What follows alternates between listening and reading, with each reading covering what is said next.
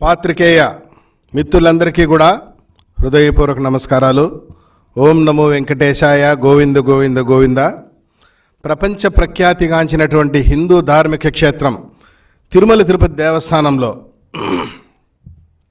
భక్తులకి ఎట్లా మీరు నాణ్యమైన సులభతరమైన దర్శనాలు కల్పించడం లేదు, కనీసం నాణ్యమైనటువంటి మంచినీరు ఆహారం అందించడంలో కూడా తిరుమల తిరుపతి దేవస్థానం అధికారులు టీటీడీ ఈఓ ధర్మారెడ్డి కానీ, హెల్త్ ఆఫీసర్లు కానీ, ఫుడ్ ఇన్స్పెక్టర్లు కానీ పూర్తిగా విఫలమయ్యారు.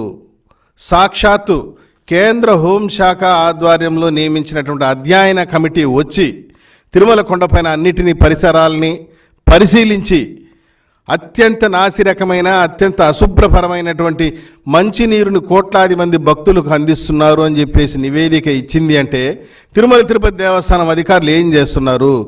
కేంద్ర అధ్యయన కమిటీ వచ్చి ఇక్కడ పరిస్థితులను అధ్యయనం చేసి ఒక నివేదిక ఇచ్చింది అంటే మీరు మొద్దు నిద్రపోతున్నారని చెప్పేసి ఈ సందర్భంగా నేను తెలుగుదేశం పార్టీ పక్షాన టీటీడీ అధికారులను సూటిగా నిలదీస్తున్నాను. కేంద్ర అధ్యయన కమిటీ రావాలనా?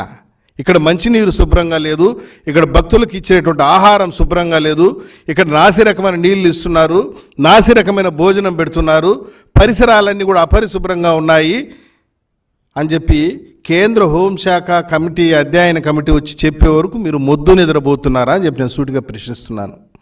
దోపిడికి అడ్డు అదుపు లేదు. ఒక్కొక్క రకమైన దోపిడీ కాదు, దర్శనాల్లో దోపిడీ, రూముల్లో దోపిడీ, ప్రసాదాల్లో దోపిడీ, చివరికి పేద భక్తులు సుదూర ప్రాంతాల నుండి వచ్చేటువంటి వారి దగ్గర నుండి కూడా వాళ్ళు తినేటువంటి అన్నపానీయాలలో కూడా మీరు దోపిడీ చేస్తున్నారంటే మీకన్నా జలగల నయము, మీకన్నా బందిపోట్లు నయము అని చెప్పి ఈ సందర్భంగా నేను సూటిగా తిరుమల తిరుపతి దేవస్థానం అధికారులను సూటిగా నిలదీస్తున్నాను. ఇంత అలసత్వమా, ఇంత నిర్లక్ష్యమా? విఐపీల పైన చూపించే శ్రద్ధ సామాన్య భక్తుల పైన చూపించడం లేదు. కేంద్ర అధ్యయన బృందం వచ్చి తిరుమల తిరుపతి దేవస్థానంలో ఉన్నటువంటి జలాశయాలు పాండవ తీర్థం కానీ, గోగర్భం కానీ, ఆకాశగంగ కానీ, కుమారధార కానీ, పసుపుధార జలాశయాలని అపరిశుభ్రంగా ఉన్నాయి, నీళ్లు రంగు మారి ఉంది అని చెప్పి వాళ్ళు వచ్చి మీకు చెప్పే వరకు మీరు దానిపైన దృష్టి పెట్టరా? ఈ నీటికి రక్షణ ఉందా అని చెప్పి వాళ్ళు సూటిగా ప్రశ్నించారు. ఈ నీటిలో ఏదైనా కలుషితం జరిగితే ఎవరు బాధ్యత వహిస్తారు? కనీసం సీసీ కెమెరాలు ఏర్పాటు చేయలేరా అని చెప్పి వాళ్ళు సూటిగా ప్రశ్నించే వరకు మీరు మొద్దు నిద్రపోతున్నారని చెప్పి నేను సూటిగా ప్రశ్నిస్తున్నాను తిరుమల తిరుపతి దేవస్థానం అధికారుల్ని. నేను ఒకటే అడుగుతున్నాను, 1968 సంవత్సరంలో నిర్మించినటువంటి వాటర్ ఫిల్టర్ హౌస్ ఇప్పటివరకు ఎందుకు ఆధునీకరించలేకపోయారని నేను టీటీడీ అధికారులు సూటిగా ప్రశ్నిస్తున్నాను. సంవత్సరానికి 4,000 కోట్ల రూపాయల బడ్జెట్తో హంగు ఆర్బాటం ఉన్న బిల్డింగ్లను పడగొట్టేది, మళ్ళీ కట్టేది, ఉన్న గుళ్ళను పడగొట్టేది, మళ్ళీ కట్టేది, లేనిపోని దుబారా ఖర్చులు చేస్తున్నారు కదా. భక్తులకి పరిశుభ్రమైన, శుచికరమైన, రుచికరమైన, నాణ్యమైనటువంటి నీళ్లు అందించడంలో ఒక 4 కోట్లు మీరు ఖర్చు పెట్టలేరా అని చెప్పి నేను తిరుమల తిరుపతి దేవస్థానం అధికారులు సూటిగా ప్రశ్నిస్తున్నాను. దోపిడీకి అడ్డు అదుపు లేకుండా పోతుంది. ప్లాస్టిక్ నిషేధం పేరుతో తిరుమల కొండపైన ఒక్క వాటర్ బాటిల్ని 60 రూపాయలకు అమ్ముతున్నారు. ఏ రోజైనా టీటీడీ అధికారులు కానీ, విజిలెన్స్ అధికారులు కానీ స్పందించిన దాఖలాలు ఉన్నాయా అని చెప్పి నేను సూటిగా ప్రశ్నిస్తున్నా. ఈ భారతదేశంలో ఎక్కడా కూడా 1 లీటర్ వాటర్ బాటిల్ 60 రూపాయలకు అమ్మినటువంటి దాఖలాలు అది కేవలం తిరుమల కొండపైనే. ధర్మో రక్షతి రక్షితాహ అని చెప్పి పెద్ద పెద్ద బోర్డులు వేసేస్తుంటారు, కానీ ధర్మాన్ని తిరుమల కొండపైనే మీరు రక్షించడం లేదు. సామాన్య ఇప్పుడు డబ్బు ఉండేవాళ్ళు డబ్బులు పెట్టి 60 రూపాయలు కాకుండా 100 రూపాయలు పెట్టి కొనుక్కుంటారు, కానీ ఒక్క వాటర్ బాటిల్ని 60 రూపాయలు పెట్టి కొనుక్కునేటువంటి శక్తి సామాన్య భక్తులకు ఉందా అని చెప్పి నేను సూటిగా ప్రశ్నిస్తున్నాను. కేవలం మంచినీళ్ళే కాదు, తిరుమల కొండపైన ఉన్న హోటల్ అన్నీ కూడా దోపిడీకి నిలయాలుగా మారిపోతూ ఉంటే టీటీడీ ఎగ్జిక్యూటివ్ ఆఫీసర్ ధర్మారెడ్డి గారు కానివ్వండి, హెల్త్ ఆఫీసర్ కానీ, కింద ఉన్నటువంటి ఫుడ్ ఇన్స్పెక్టర్లు కానీ ఏ రోజైనా మీరు పోయి ఎన్ని హోటల్స్ని తనిఖీ చేసినటువంటి దాఖలాలు ఉన్నాయి? నేను అడుగుతున్నా, మీరు ఎన్ని హోటల్స్ని తనిఖీ చేశారు? ఎన్ని హోటల్స్ నుండి ఫుడ్ శాంపిల్స్ కలెక్ట్ చేశారు? ఎన్నిటిని ల్యాబ్కు పంపించారు? ల్యాబ్ నుండి ఎన్ని రిపోర్ట్లు తెప్పించుకున్నారు? వీటి నాణ్యతా ప్రమాణాలపైన ఎన్నిసార్లు మీరు నివేదికలు పరిశీలించి ఏం చర్యలు తీసుకున్నారని చెప్పి సూటిగా ప్రశ్నిస్తున్నా. ఒక నాణ్యతా ప్రమాణాలేనా? ధరలు అడ్డు అదుపు లేదు, దోపిడీ, విచ్చలవిడిగా దోపిడీ హోటల్లో. ఎవరైనా మాట్లాడుతున్నారు టీటీడీ అధికారులు? మీరు వాళ్ళు ఇచ్చేటువంటి కమిషన్లకు కక్కుర్తిపడి నాసిరకమైన భోజనం పెట్టినా, అపరిశుభ్రమైన భోజనం పెట్టినా, రోజుల తరబడి నిల్వ ఉంచినటువంటి భోజనం భక్తుల మీద పెట్టినా మీరెవరు ప్రశ్నించటం లేదు, మీరెవరు అడగటం లేదు, మీరెవరు నిలదీయటం లేదు. కేవలం కమిషన్లు కక్కుర్తిపడి ఇదే పరిపాలన, ఇది పరిపాలన అని అంటారా అని చెప్పి నేను సూటిగా ప్రశ్నిస్తున్నాను. అంతెందుకండి, కేంద్ర హోంశాఖ అధ్యయన కమిటీ తిరుమల తిరుపతి గోదాములను పరిశీలించి వాళ్ళు ఇచ్చినటువంటి చెప్పిన మాటలు చూస్తూ ఉంటే ఒళ్ళు గుగురుపాటు పొడుస్తోంది. సాక్షాత్తు వెంగమాంబ అన్నదాన సత్రంలో కూడా ప్రమాణాలు పాటించటం లేదు. వెంగమాంబ అన్నదాన సత్రం, సాక్షాత్తు స్వామివారి అన్నప్రసాదం పెట్టేటువంటి వెంగమాంబ అన్నదాన సత్రంలో కూడా మీరు వినియోగించేటువంటి వస్తువులు అత్యంత నాసిరకంగా ఉన్నాయి. కనీసం ఫుడ్ స్టాండర్డ్ సర్టిఫికేట్స్, లేబుల్స్ లేనటువంటి నూనె డబ్బాలు, ఇతర వస్తువులు, పప్పు, ఉప్పు, మిరపకాయ, ధనియాల పొడి, వీటి పైన కూడా లేబుల్స్ లేనటువంటి FSSAI సర్టిఫికేట్స్, లేబుల్స్ లేనటువంటి వస్తువులు మీరు వినియోగిస్తున్నారని చెప్పేసి కేంద్ర హోంశాఖ అధ్యయన కమిటీ చెప్పింది. అంటే మీ దోపిడీ ఏ స్థాయిలో ఉందో నేను సూటిగా ధర్మారెడ్డి గారిని, మార్కెటింగ్ శాఖ అధికారులు నేను సూటిగా ప్రశ్నిస్తున్నాను. నేను అడుగుతున్నానండి, ఇంతకన్నా మించిన డ్యూటీస్ ఏముంటాయి మీకేం చెప్పిన సూటిగా ప్రశ్నిస్తున్నాను ధర్మారెడ్డి గారిని. మార్కెటింగ్ శాఖ అధికారులు, విజిలెన్స్ అధికారులు, టీటీడీ అధికారులు, హెల్త్ ఆఫీసర్లు కనీసం పోయి మీ గోడౌన్లో లేపడం చూసిన దాఖలాలు ఉన్నాయా? నేను సూటిగా ప్రశ్నిస్తున్నాను. దీనిని పరిపాలన అని చెప్పేసి ఎక్కడైనా అంటారా?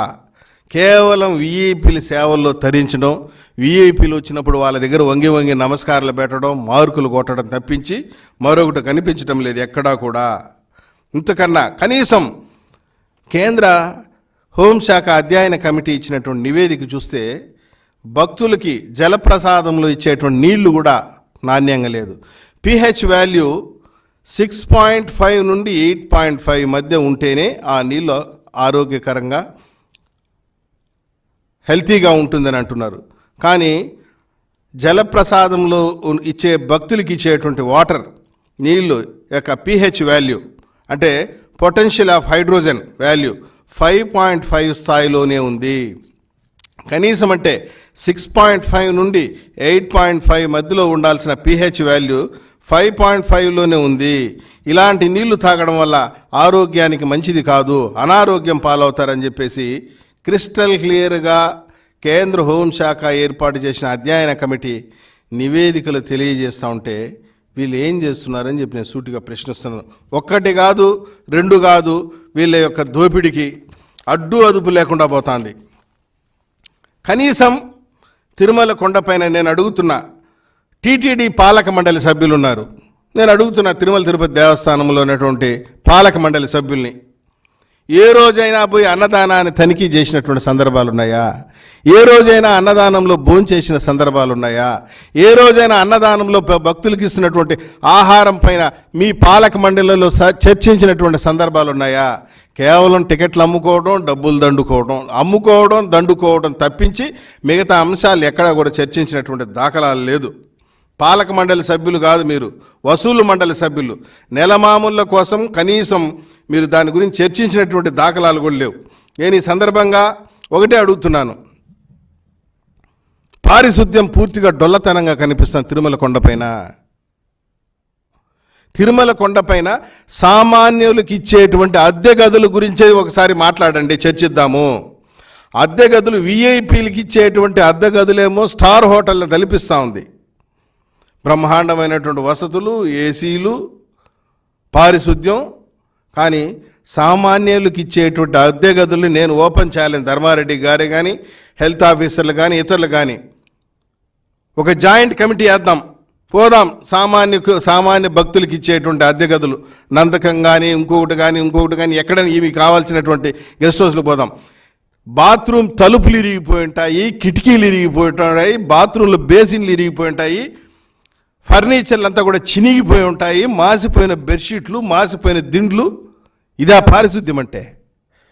ఇదే సమానత్వం అంటే? పెద్ద పెద్ద కోటీశ్వరులకు విఐపీలకు ఒక రకమైనటువంటి వసతులు, సామాన్య భక్తులకి కనీసమైనటువంటి వసతులు. బాత్రూంలో తలుపులు ఇరిగిపోయి ఉంటాయి, కిటికీలు ఇరిగిపోయి ఉంటాయి, బెడ్షీట్లు మాసిపోయి ఉంటాయి, దిండ్లు మాసిపోయి ఉంటాయి, దిండు కవర్లు మాసిపోయి ఉంటాయి. ఎక్కడ చూసినా అపరిశుభ్రత రాజ్యమేలుతూ ఉంటుంది. మీరేం చర్యలు తీసుకుంటారని చెప్పేసి నేను సూటిగా తిరుమల తిరుపతి దేవస్థానం అధికారుల్ని అడుగుతున్నాను, డిమాండ్ చేస్తున్నాను. ముఖ్యంగా ఈ సందర్భంగా నేను ఒకటే విజ్ఞప్తి చేస్తున్నాను. Tirumala Tirupati Devasthanam executive incharge executive officer Dharmareddy గారు, మీరేం రెగ్యులర్ ఆఫీసర్ కాదు.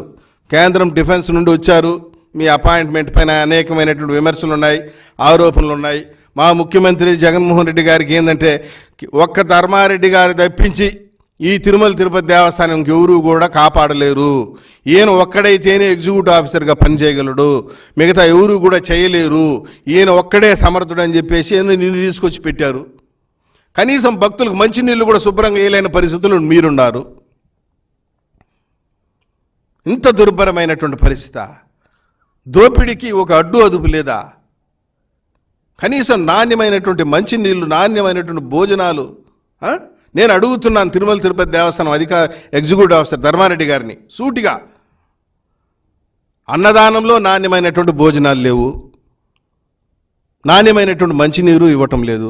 గతంలో ధర్మారెడ్డి గారు గుర్తు చేసుకోవాలా, భక్తులందరూ కూడా గుర్తు చేసుకోవాలా, గతంలో తిరుమల తిరుపతి దేవస్థానంలో నాసి రకమైనటువంటి భోజనాలు పెట్టారని భక్తులు సాక్షాత్ అన్నదానంలోనే ఆందోళన చేసినటువంటి ఘటనలు మీరు మరిచిపోయారా? దాంట్లో నుంచి గుణపాఠం నేర్చుకోలేదా? ఇంకెప్పుడు నేర్చుకుంటారు మీరు గుణపాఠాలు?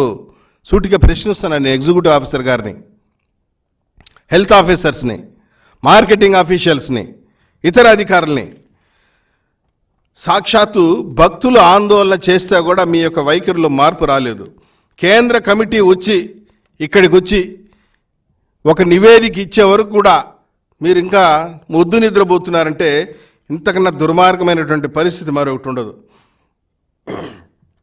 మరీ ముఖ్యంగా నేను ఈ సందర్భంగా ఒకటి విజ్ఞప్తి చేస్తున్నాను. జగన్మోహన్ రెడ్డి గారు ముఖ్యమంత్రిగా బాధ్యతలు తీసుకున్న తర్వాత దేవాలయాలన్నీ భ్రష్టు పట్టిపోయింది. ఒక్క తిరుమల తిరుపతి దేవస్థానం ఏమి, కాణిపాకం అయితే ఏమి, కాళహస్తి అయితే ఏమి, బెజవాడ కనకదుర్గమ్మ దేవాలయం అయితే ఏమి, అన్నవరం సత్యనారాయణ స్వామి దేవాలయం అన్నీ కూడా భ్రష్టు పట్టించారు. ఒక పక్కేమో మొన్న కాణిపాక వరసిద్ధి వినాయక స్వామి దేవాలయంలో 100 గ్రాముల బంగారు బిస్కెట్ చోరీ ఉండి కౌంటింగ్లో. మరోపక్క కాళహస్తిలేమో అనధికారికంగా ఫ్రీ సర్వీస్ పేరుతో దళారీలు దోపిడీ, బెజవాడ కనకదుర్గమ్మ దేవాలయంలేమో మరో రకమైన దోపిడీ. ఈ విధంగా దేవాలయాలు భ్రష్టు పట్టించి చివరికి పరమ పవిత్రమైన తిరుమల కొండను కూడా అనకొండలాగా మింగుతున్నారు. ఇప్పటికైనా నేను ఒకటే డిమాండ్ చేస్తున్నాను, మీరు చేస్తున్న దందా అయితే ఏమి, మీరు చేస్తున్న దోపిడీ అయితే ఏమి, జల దోపిడీ అయితే ఏమి, ఆహార దోపిడీ అయితే ఏమి, వీటన్నిటిని అఖిలాండ కోటి బ్రహ్మాండ నాయకుడు, దేవదేవుడు, సీతానాయకుడు, శ్రితజన పోషకుడు, జగత్పాలకుడు సూటిగా గమనిస్తున్నాడు. నేను ఒకటే డిమాండ్ చేస్తున్నా, కనీసం వంటశాలనన్నా పరిశుద్ధంగా పెట్టుకోండి, నాసి రకమైనటువంటి భోజనాలు పెట్టడం మానుకోండి, కక్కుర్తి పడబాకండి డబ్బుల కోసం.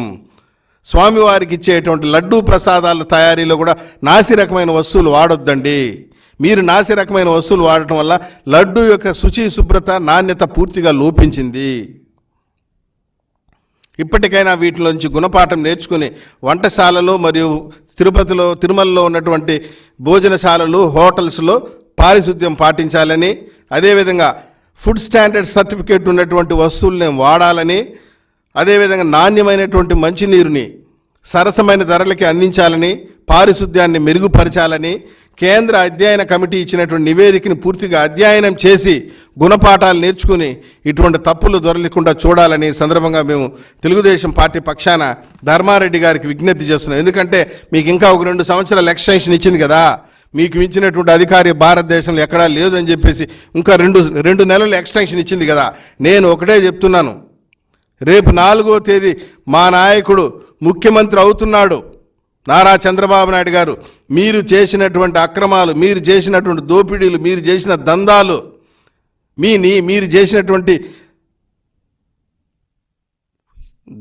డెకాయిటిజం ఒక రకంగా చెప్పాలంటే వీటన్నిటిపైన కూడా మేము పూర్తి స్థాయి విచారణ జరిపించి మీరు చేసిన దోపిడీ అన్నిటిని కూడా వసూలు చేసి ఉండిలో వేసి కానీ మిమ్మల్ని అక్కడి నుండి రిలీవ్ చేయమనే విషయాన్ని ఈ సందర్భం గుర్తుపెట్టుకోవాలని చెప్పి తెలియజేసుకుంటూ, మీ అక్రమాలన్నింటినీ ఆ గోవిందుడు చూస్తున్నాడని చెప్పి ఈ సందర్భంగా మరొక్క మారు విజ్ఞప్తి చేసుకుంటూ సెలవు తీసుకున్నాను. ఓం నమో వెంకటేశాయ.